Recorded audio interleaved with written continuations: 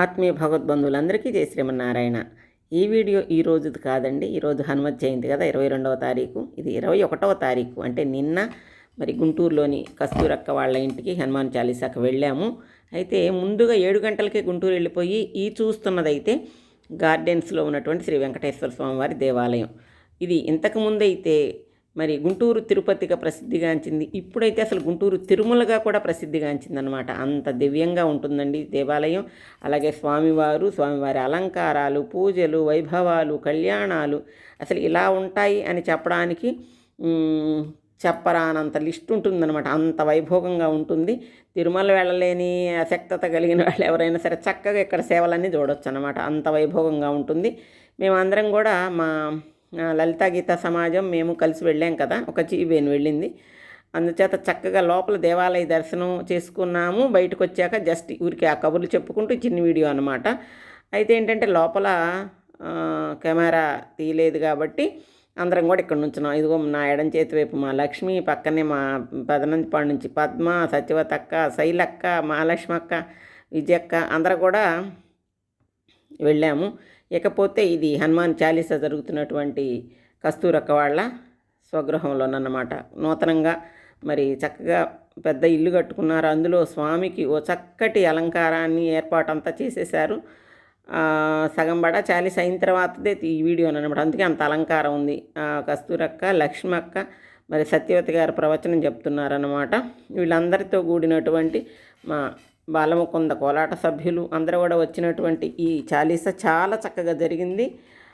అయితే ఏంటంటే నేను మాట్లాడడం అయిపోయిన తర్వాత ఒక 2 చాలీసాలు కూడా కొంచెం స్పీడ్గా చెప్పినవే ఉన్నాయి. వాటిని చక్కగా చూడండి, వినండి.